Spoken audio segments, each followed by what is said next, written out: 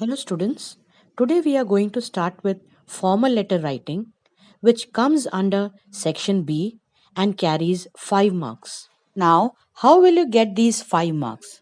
So, 1 mark is there for the correct format, 2 marks are there for appropriate content, and the remaining 2 marks will be there for expression.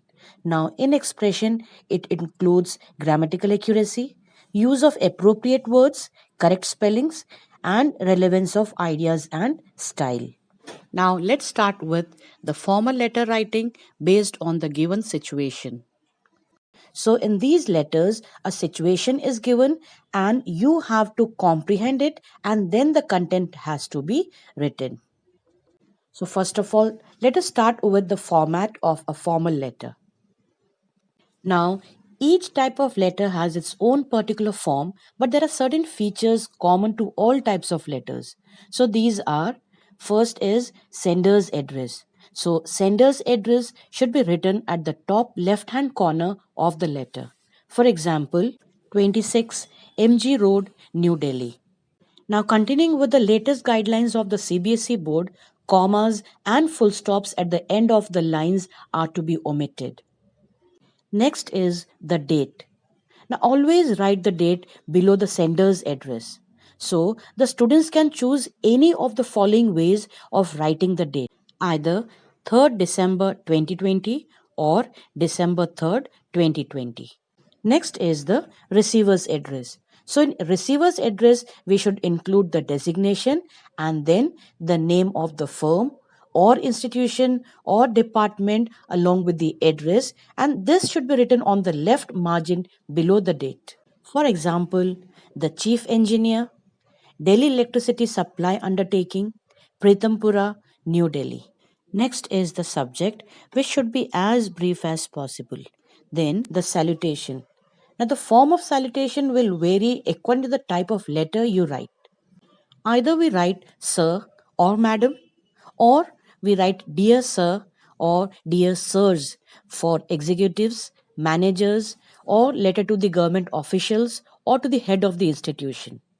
However, we should avoid the less formal salutation of dear sir or dear madam, and in letters when written to the government officials or to the head of the institution, we must write only sir or madam in such letters. Now, next is the body of the letter or content.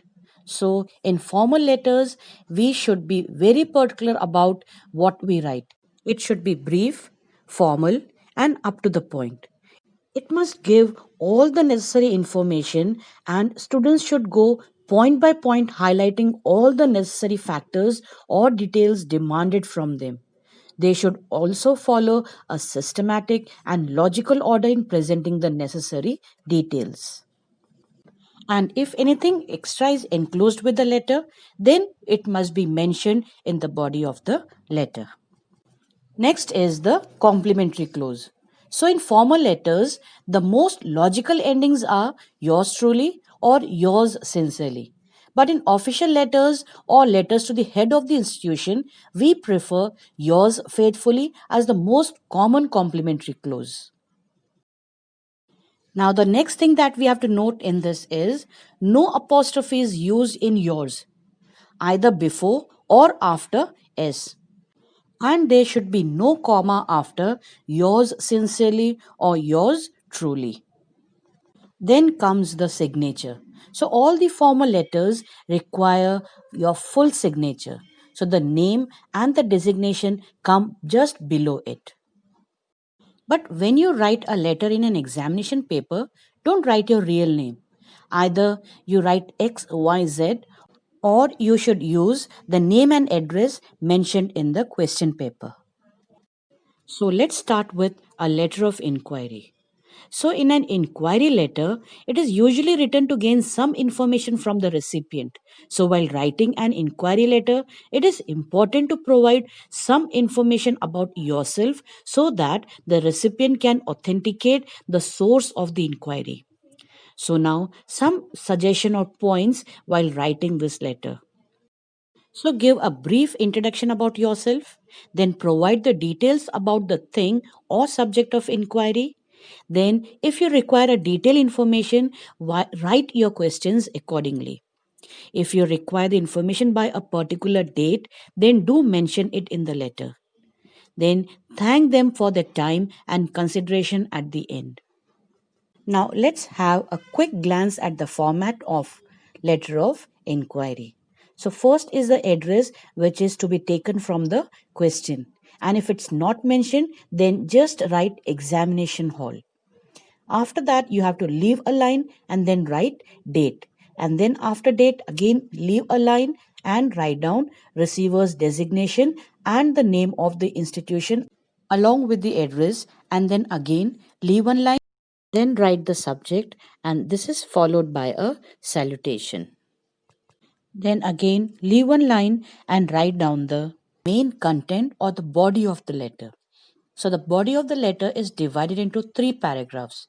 So, first paragraph, you can introduce yourself. Then, in paragraph number 2, is something related to the development of the topic.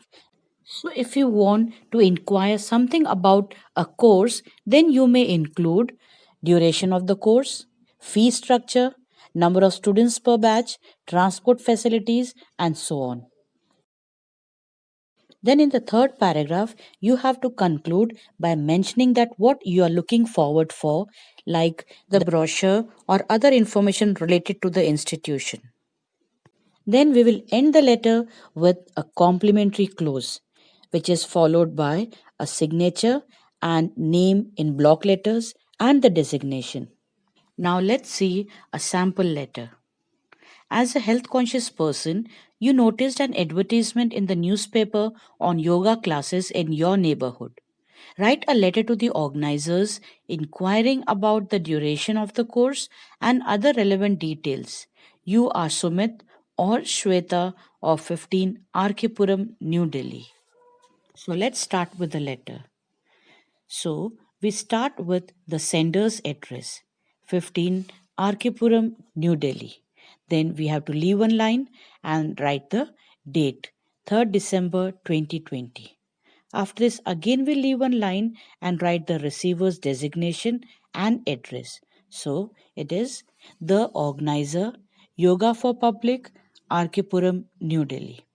After that, leave the line, and next is the subjects. Subject should be short, so we can write inquiry about yoga classes. Then leave one line and write the salutation. That is sir or madam. Next is the body of the letter. So the whole of the content is to be divided into three paragraphs. So in paragraph 1, we introduce ourselves.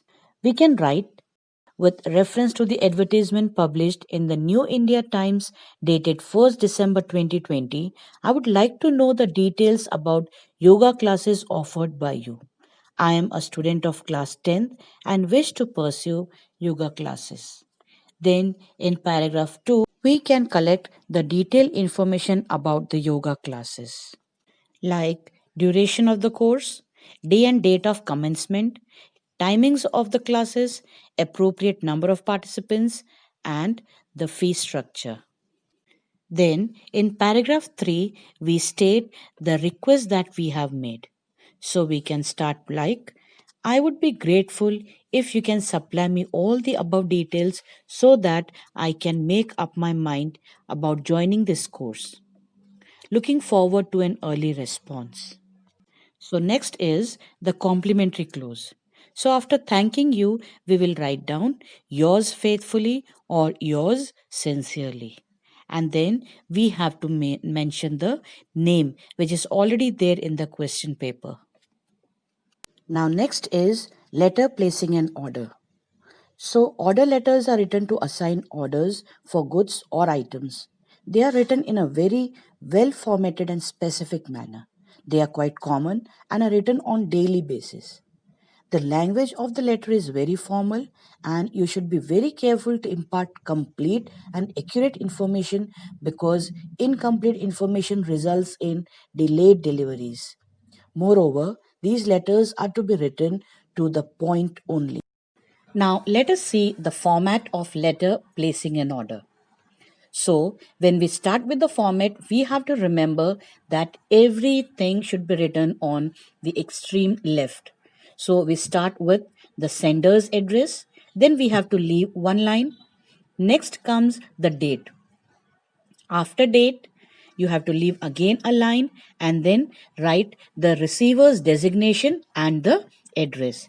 Then once again leave a line and write the subject. So subject should be as brief as possible. So, to keep it short, we can start by writing placing an order for and then mention the item, or we can even write to place an order for and then mention the item. So, that way it can be very short. Next is the salutation. So, for salutation, we will mention just sir or madam, as it is strictly a business letter.